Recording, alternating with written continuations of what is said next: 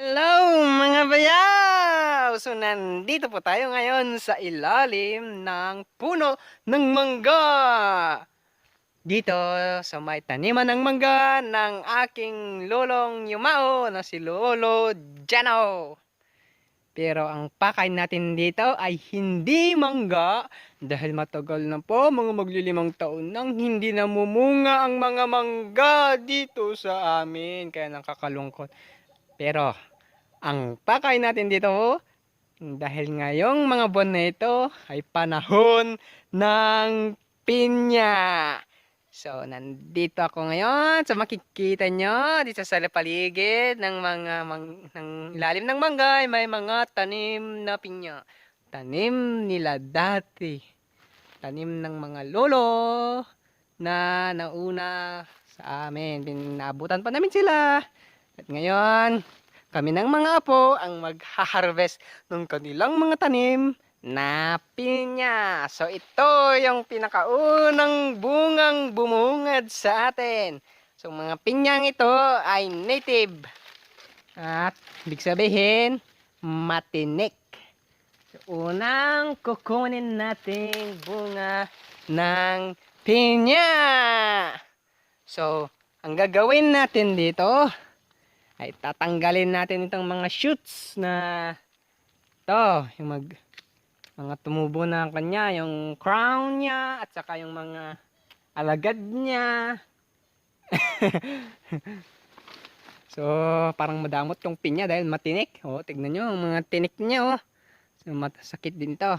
So, una is tatanggalin natin ito.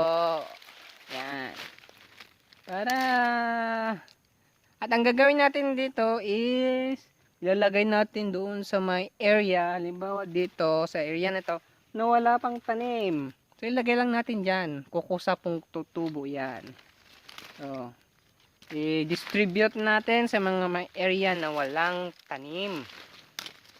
Diyan sila tutubo. Yan. Para pagdating ng panahon, pagdating ng mga susunod na kaapu-apuhan, yes, mga kaapu-apuhan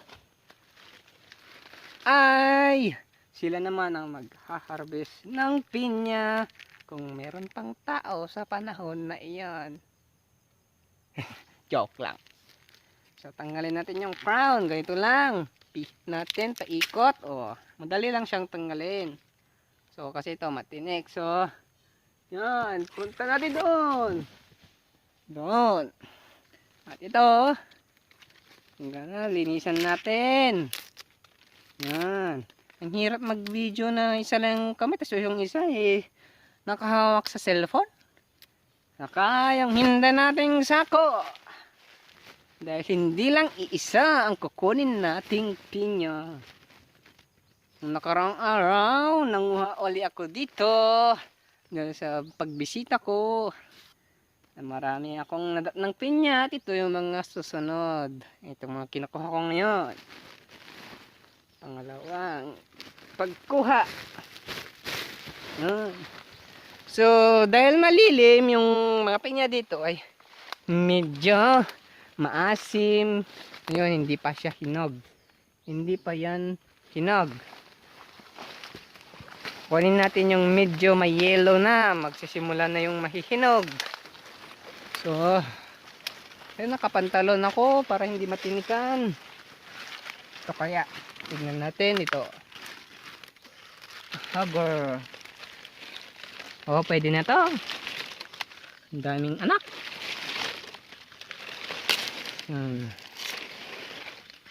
Oh, ang daming anak. So, tanggalin natin. So, dito, walang masyadong tanim na pinya. Dito natin i-distribute yung mga anak para dito sila dumami. May problema lang, matagal nang hindi nalilinisan sa area na to kaya masyado nang malilim. Kaya yung mga pinya dito hindi na halos lumalaki at dumadami. Kasi nung mga panahon dati ang ginagawa daw nila, kapag nalinisan na itong bundok na linisan nila kinaingin nila. Uso yung pagkakaingin dati. Tatamnan ng mangga at saka ng pinya. Pagkatapos tamnan ng palay. Yun, yung ginagawa ng mga apo namin dati. Kapo, mga lolo't lola. Kakaingin dito sa area. Saka yung bundok na kinaingin is tatamnan ng palay, ng saging, ng mga pinya, at ng mangga. Kasi uso ang mangga dati noon. Noong mga panahong 2000, mga ganon, 1990s. Napakahitik daw ng bunga ng mangga dito sa amin. Ngayon, parang na-COVID na rin yung mga mangga Wala nang harvest na mangga. Hindi na namumunga. Kasi ibang-iba na yung panahon dahil siguro sa climate change. Buti pa ang pinya hindi na climate change. Kahit malilim, namumunga pa rin. Di ba? Yan yung kalagayan ng pagtatanim. Meron tayong iha-harvest. Kaya tanim lang ng tanim. At ito ngayon, yung prutas ng sipag ng mga lolo't lola namin. Noong panahon nila, kaming mga apo, kami yung nagha-harvest ng mga tanim nila. Yun. At masarap ang pinya, yung ginagawa ng lola ko ngayon sa mga pinya. Pag hindi na nababalatan o kaya niloloto niya yung pinya. Pinipikil niya sa sugar. Niluluto niya sa asukar. So maghanap muna tayo. Nakatatlo na ako. Tignan natin yung iba.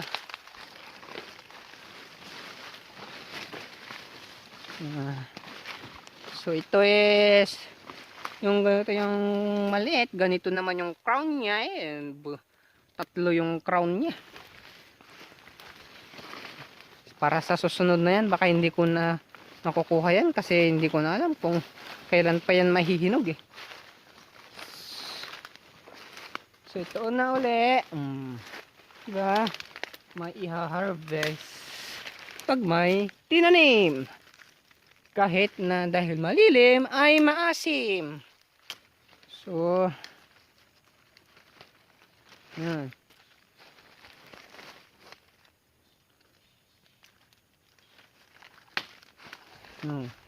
Lagay natin dito, walang tanim na pinya dyan.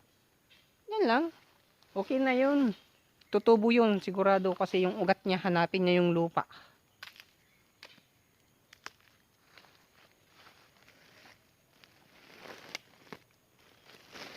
Kaya lang kapag ganun yung pagtatanim is hihiga yung pinya. Nakahiga siya.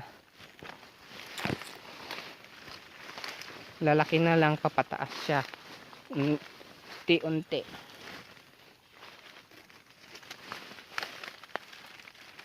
Ay, kinain ng daga, sayang. Hindi ko to nakita ng isang araw. Wala na siya Sira na yung pinya Kita niyo sira na siya.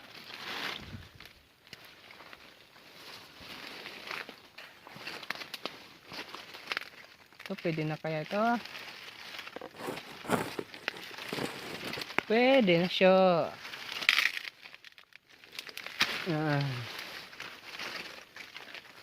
Kasi yung pinagkuhanan, mamamatay na yon. Gagawin na lang mga bayaw. This is take 3. So merong akong 10 na pinya na na-harvest ngayon dito sa pinyan ng Lolo Jano. At ngayon magmimirinda tayo ng pinya. Kanina sinimulan kong pagbibideo, kaya lang itong phone ko biglang nag-shutdown at na-stuck sa kanyang logo. Hindi ko na alam gagawin, kinalikot ko ng kinalikot hanggang sa mag-iisang taon na. At sa wakas, bumalik din siya. Nag-restart din siya at ngayon na-open ko na at ito continuation. Nahati ko na yung pinya na minimerenda ko, sinimulan ko kanyang video. So ulitin ko, so ganito po ang pagkain ng pinya. So kapag wala tayong itak O kaya kapag ganito lang siya, oh. Ilan lang yung nakaalam nito. Dali lang. Pisto ko itong cellphone. Wait. Yan. So, yun. Ito, ganito siya, oh. Dito sa may layer nito, diba nakikita nyo? May mga layer. May mga ganyan. Parang may pattern siya. At itong isang ganito is actually isang prutas ito. So, itong pinya maraming prutas ito. So, compound fruit siya. So, kailangan, ganito lang natin, ang kuko natin. Yan. Saka natin, igaganon. Oh, yes, see? Yan, saka natin, kakainin. Tatapon na natin. Ito, matigas to. Nimas. Nasami. That's it. Saka yung kanya matigas, tapon na rin natin. Yan. Oh, di ba? Dali-dali lang. Ngayon yung karaniwang ginagawa sa amin, binabalatan, tinatanggal ito, tapos makikita yung mga mata. Itong mga mata, may mga mata dito, na hindi nakakita. Yun. Yun daw is nakakasugat ng dila. Tapos tinatanggal, pinafollow yung pattern na tinatanggal yung mga mata.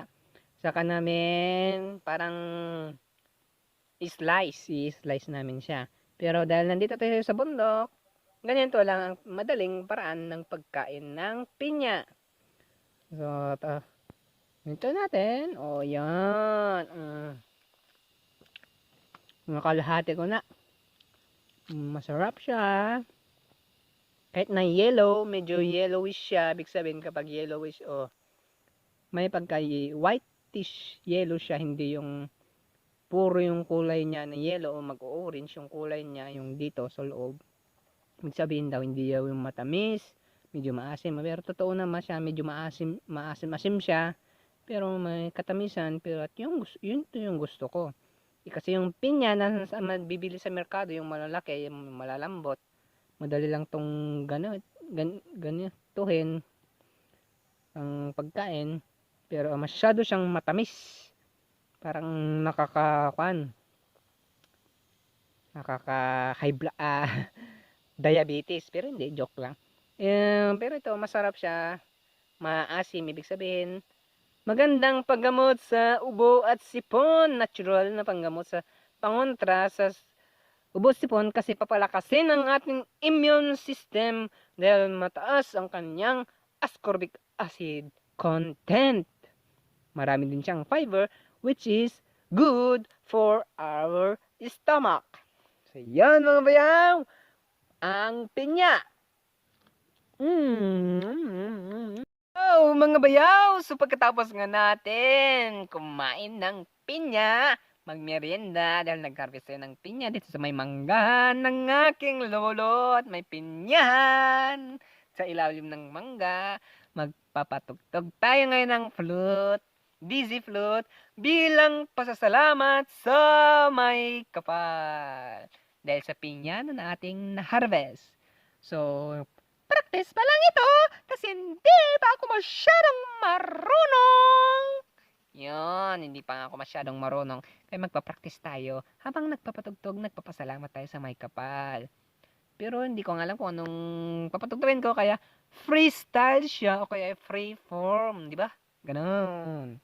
So, hipan natin dito sa may gitna, sa may butas dyan, at ganito raw ang paghawak. So, let's try it.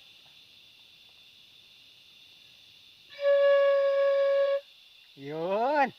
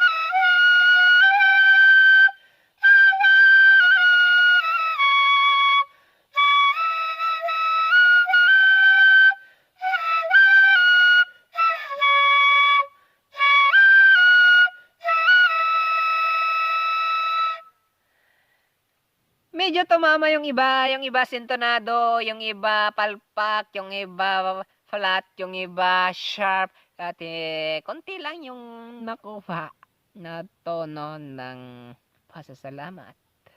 So kahit papaano, may na-practice tayo, di ba? Thank you sa inyong panonood. And don't forget to share and subscribe. Hit the like button or notification bell. And sana dumami yung aking subscribers para sa konting kasiyahan na aking nabibigay para sa inyo. Yun lamang po at maraming salamat.